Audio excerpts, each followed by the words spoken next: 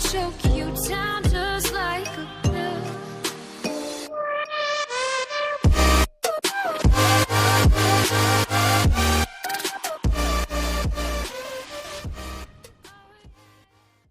Hey guys and welcome back to Cosmic Ghost Rider. तो अब तक कहानी में आपने देखा कि Cosmic Ghost Rider Marvel history के साथ छेड़छाड़ कर रहा है।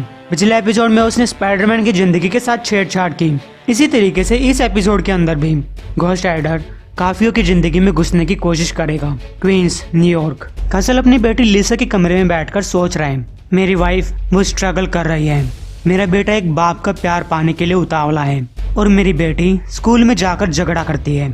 लेकिन हद तो इस बात की हुई कि मैं अपने खुद ही में इतना उलझा हुआ था कि मैंने ये नहीं सोचा कि ये सब कुछ पहली बार हो रहा है। बेचारी लड़की शायद प्यूबर्टी की एज में आने की वजह से स्कूल में बच्चे इसे परेशान कर रहे हैं। अरे यार, क्या मुझे सच में लिसा से बात करनी पड़ेगी? नहीं, वो सोचते हैं कि तुम उसके अंकल हो। अगर मैं इसे इन सब चीज़ों के बारे में बात करूंगा तो बहुत अजीब लगेगा। लेकिन फ्रैंक तो इसके साथ बात करने वाला नहीं, जबकि लिसा की लाइफ में एक मेल रोल मॉडल होना जरूरी है। मैं नहीं चाहता कि इस बच्चे को अपनी लाइफ में मुसीबतों का सामना करना पड़े। तो ठीक है, तो बेटा मैं जानता हूँ कि तुम मुझे अच्छे से नहीं जानती, लेकिन मैं औरतों की बॉडीज को जानता हूँ। मेरा मतलब कि लड़कियों की बॉडी को। यार ये मैं क्या बोल रहा हूँ? देखो, जब एक बच्चा एक उम्र का हो जाता है तो उसकी बॉडी में कुछ बदलाव आने लगते हैं। लिसा ने जोर से कहा, ओह माय गॉड, ये तुम क्या बक रहे हो? क्या तुम मुझसे प्यूबर्टी के बारे में बात करने की कोशिश कर रहे हो? मेरी तो बस एक मामूली सी लड़ाई हुई थी। कासल ने कहा, अच्छा तो प्यूबर्टी की वजह से तुम्हारी लड़ाई नहीं हुई? चलो सुनकर अच्छा लगा। फिर भी गुस्से को संभालना मुझे काफी अच्छे तरीके से आता है। मैंने पहले भी बच्चों के गुस्से को संभाला है। मैंने एक्समैन के साथ काम किया था, जिन बच्चों के अंदर म्यूटेंट जीन्स होते हैं और जब वो एक उम्र के होने लग जाते हैं तब उनके अंदर बदलाव आने लगते हैं। लिसा कहती है, मुझे साफ साफ दिखाई दे रहा है कि तुम प्यूबर्टी की बात कर रहे हो। लेकिन कासल ने कहा, अरे नहीं, ये बदलाव मेरे अंदर भी आया था। लिसा कहती है, एक मिनट, तुम्हारा क्या मतलब कि तुमने एक्समैन के साथ काम किया था? कासल ने कहा, मैं तुम्हें एक बात बताना चाहता हूँ, मैं एक सुपर हीरो हूँ। लिसा कहती है, सुपर हीरोज स्टूपिड होते हैं, लेकिन जो असली हीरो होते हैं वो टाइट कपड़े नहीं पहनते, वो मिलिट्री में काम करते हैं। कासल ने कहा, मेरा मतलब कि अगर तुम उनमें से कुछ सुपर हीरोज के बारे में अच्छे से जान लेती हो तब वो ठीक ठाक ही हैं। क्या तुमने उस सुपर हीरो के बारे में सुना है? लिसा ने कहा, मुझे नहीं पता कि क्या अजीब हो रहा है यहाँ पे, कि तुम मुझे कहानी बता रहे हो या फिर मेरे साथ प्यूबर्टी की बात कर रहे हो। कासल कहते हैं, ओ कम ऑन बच्चे, मेरी बात को समझो, मेरे पास बहुत रोमांचक कहानियां हैं, तुम उन्हें सुनना चाहोगी? लिसा ने कहा, वो कहानी बताओ जो जल्दी खत्म हो जाए और तुम यहाँ से चले जाओ। कासल कहते हैं, ठीक है, एक बार की बात है। लेकिन तभी लिसा चिल्लाई, अगर इस कहानी में राजकुमारी हुई तो मैं नहीं सुनूंगी। कासल ने कहा, मैं प्रॉमिस करता हूँ इसमें कोई राजकुमारी नहीं है। तो हाँ, एक्समैन स्पेस से वापस लौट रहे थे और मुसीबत में थे, और इस बार भी मेरी गलती नहीं थी। मैंने जाकर एक्समैन से बात की क्योंकि उनकी शिप को कोई नहीं उड़ा पा रहा था। कॉकपिट के अंदर एक रेडिएशन लीक था, अगर वो लोग जहाज को उड़ाने जाते तो मारे जाते। तब मैंने उनकी शिप को कंट्रोल किया, उसे अपनी सवारी बनाया, फिर बिना किसी मुसीबत के मैंने उनको लैंड भी करवाया। हर कोई सुरक्षित घर पहुंच चुका था, लेकिन उस शिप को उड़ाते टाइम मुझे कुछ अजीब लगा। ये कोई रेडिएशन नहीं थी, बल्कि एक कॉस्मिक एंटिटी फिनिक्स फोर्स थी। उसने मुझे एक नई चीज में बदल दिया, द कॉस्मिक घोस्ट फिनिक्स या फिर कॉस्मिक घोस्ट फिनिक्स राइडर, तुम कुछ भी मान सकते हो। अपनी नई पावर्स के बलबूते मैं एक गॉड बन चुका था, लेकिन कुछ लोगों को इससे जलन हुई, इसलिए प्रोफेसर एक्स ने मेरे दिमाग में एक साइकिक बैरियर डाल दिया और तब मैं फिनिक्स फोर्स का इस्तेमाल नहीं कर पाया। यहाँ तक कि मैं अपने बारे में काफी कुछ भूल भी चुका था। मैं एक बुढ़िया बनकर अपनी जिंदगी गुजारने लगा। तब कुछ थिएटर के गुंडों, जिनका नाम था हेल फायर क्लब, उन्होंने टेलीपैथिकली मेरा फायदा उठाने की कोशिश की। उन्हें मेरी पावर्स अपने इस्तेमाल के लिए चाहिए थी। तब एक्समैन मेरे बचाव में आई और जीन ग्रे ने मुझे उन लोगों की मेंटल कैद से आजाद करा लिया, लेकिन उसने मुझसे फिनिक्स फोर्स को भी छीन लिया। अब फिनिक्स फोर्स जीन के अंदर जा चुका था, तो जीन ग्रे प्लैनेट से भाग गई और वो किया जो कॉस्मिक बीइंग्स तब करते हैं जब उन्हें भूख लगती है, वो एक सूरज खा गई।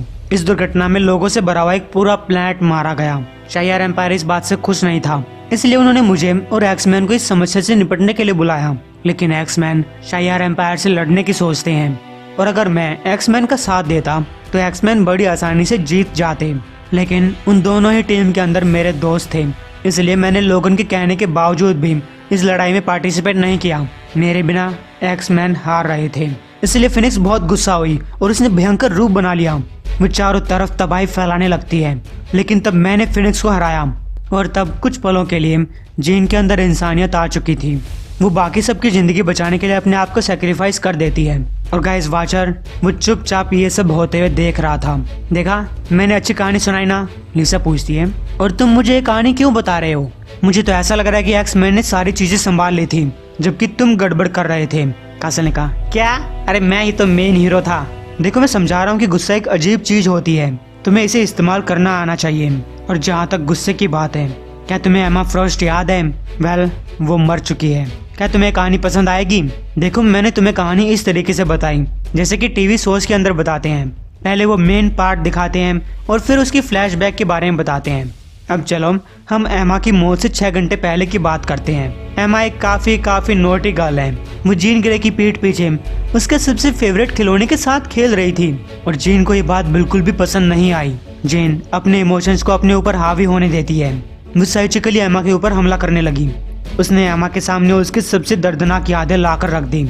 एमा पूरी तरीके से अंदर से टूट चुकी थी। हाँ, मैं मानता हूँ कि एमा फ्रॉस्ट इस दुनिया के अंदर सबसे अच्छी इंसान नहीं है, लेकिन वो भी इतना कुछ डिजर्व नहीं करती थी। जब लोगों ने उसे आखिरी बार देखा, उसके कुछ घंटों बाद वो मारी गई। ये बात तो मैंने तुम्हें पहले बताई दी थी और तब मुझे इस मर्डर केस का इंचार्ज बनाया गया। एमा फ्रॉस्ट को एक डायमंड बुलेट से मारा गया था। मैंने और बिशॉप ने शक के आधार पर पूछताछ करनी चालू कर दी। हमने हैंक मकॉय, प्रोफेसर एक्स, एंजल और बीक से पूछताछ की। फिर उसके बाद कुकू सिस्टर्स, जीन ग्रे और लोगन से भी। पूरे दिन की पूछताछ के बाद हमें इन सब का कनेक्शन एक ड्रग किक से जुड़ता हुआ दिखाई दे रहा था जो कि जंगल से लाई जा रही थी। वहाँ एक झोपड़ी के अंदर हमें वो ड्रग और मर्डर वेपन मिला, जबकि उधर एक म्यूटेंट बीक एमा को मारने की जिम्मेदारी अपने सर पे लेता है। लेकिन प्रोफेसर एक्स के पास दिमाग पढ़ने की पावर्स थी। वो अच्छे से जानता था कि बीक झूठ बोल रहा है और शायद एंजल को बचाना चाहता है। वहीं जीन एमा फ्रॉस्ट की बॉडी के साथ अपनी खुद की इन्वेस्टिगेशन कर रही थी। उसे वापस जिंदा करने की कोशिश करना चाहती थी।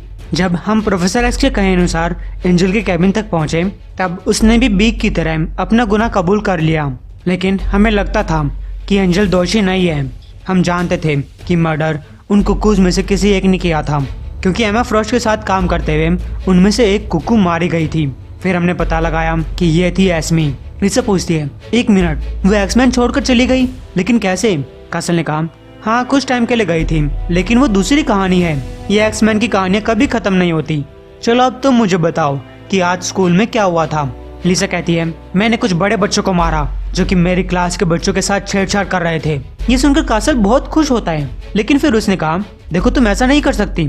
लिसा तकिए को पंच करते हुए कहती है, लेकिन वो मुझे गुस्सा दिलाते हैं और जब मुझे गुस्सा आता है मैं चीजों को पंच करती हूँ। गैस कासल समझता है कि लिसा ने बहुत सारा टाइम अपने फादर के बिना बिताया है और जब कासल छुट्टियां भी आया करता तब भी वो दिन के टाइम पे घर पे नहीं रहता था। इसलिए लिसा धीरे धीरे कासल जैसी बनती जा रही है। कासल ने कहा, मैं समझ गया, हम कासल हैं, हम फैमिली हैं, हम पहले पंच करते हैं और सवाल फिर कभी नहीं पूछते। जब तुम इस वर्ल्ड के अंदर इतना कुछ बुरा होते हुए देखती हो तब तुम्हें गुस्सा जरूर आता होगा।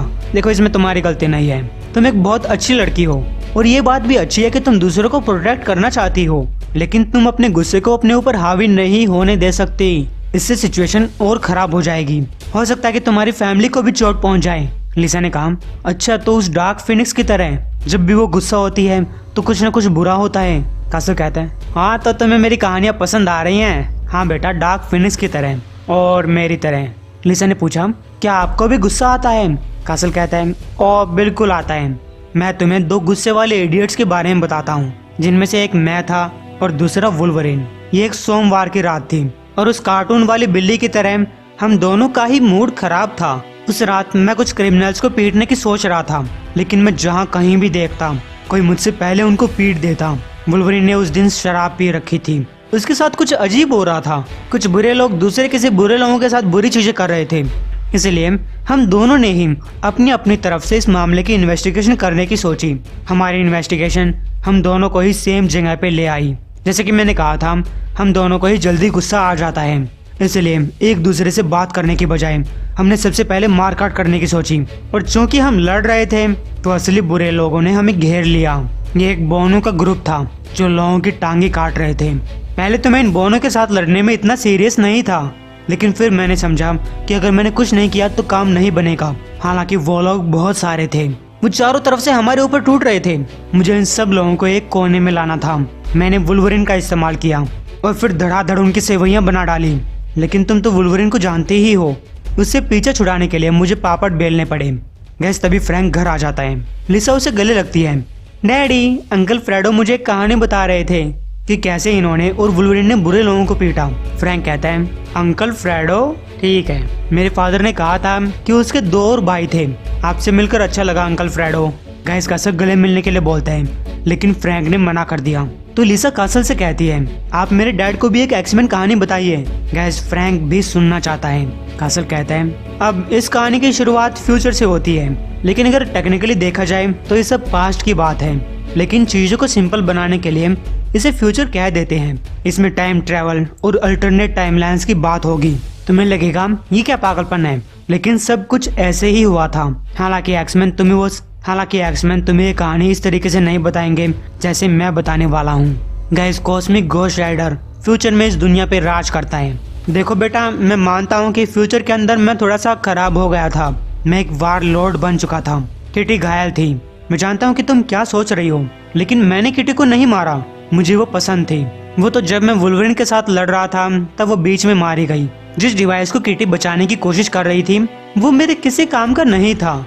लेकिन जब मैंने ये देखा कि लोगन और किटी ने इस डिवाइस को बचाने के लिए अपनी जान गंवा दी, तो मुझे लगा शायद मैं इस डिवाइस को एक्समैन तक वापस पहुंचा दूं। इसलिए मैं बच्चे कुछ एक्समैन से मिलने गया। गाइस, ये कहानी है X Men Days of Future Past. मैंने उन्हें ये डिवाइस देने की कोशिश की, लेकिन उन्हें लग रहा था कि किटी के बिना ये डिवाइस काम नहीं करेगा। लेकिन तब डेडपुल बाहर निकलता है। वह इस डिवाइस की अहमियत को जानता है। उसने कहा, हम राइडर को पास्ट के अंदर भेजेंगे। इसलिए उन्होंने मुझे टेलीपैथिकली टाइम में वापस भेज दिया। मैं जानता हूँ कि तुम्हें चीजें अजीब लग रही होंगी, लेकिन अब तो चीजें और भी अजीब होने वाली हैं। मैं पास्ट में किटी की बॉडी के अंदर जागता हूँ। गाइस, वो लोग मुझे यहाँ पर देखकर खुश नहीं थे, लेकिन मुझे एक औरत की बॉडी पसंद आने लगी। मैंने उन्हें फ्यूचर के बारे में बताया और उनसे कहा कि हमें एक सीनेटर कैली की हत्या को होने से बचाना है। हालांकि उन्हें मेरी बात के ऊपर यकीन नहीं हुआ था, लेकिन मेरी बातों से वो मुझे मान गए। जब मैं पास्ट को बचाने की कोशिश कर रहा था तब फ्यूचर वाले एक्समैन मेरी बॉडी को इतने लंबे टाइम तक जिंदा रखने की कोशिश कर रहे थे जब तक कि मैं मिशन को कंप्लीट ना कर दूं। गाइस, आप फ्यूचर के डेडपुल को चलता हुआ देख पा रहे होंगे। वहीं पास्ट के अंदर ब्रदरहुड ने सीनेटर के ऊपर अटैक करने की कोशिश की। तब मैंने और एक्समैन ने मिलकर उन्हें रोका। मैंने डेस्टिनी को हराया और मुझे फिर से फ्यूचर में बुला लिया जाता है। फिर लिसा पूछती है, 1 मिनट, अगर तुम फिर से फ्यूचर में चले गए थे तो तुम यहाँ पे कैसे बैठे हो और तुम्हें इन सब चीजों के बारे में कैसे पता? कासल ने कहा, मुझे इस चीज के बारे में तब पता चला जब मैं एक दूसरी टाइमलाइन के किसी बार में बैठा हुआ था जहाँ मेरा फ्यूचर वाला वर्जन भी था। तुम इतना कुछ दिमाग चलाने की कोशिश मत करो, बस कहानी का मजा लो।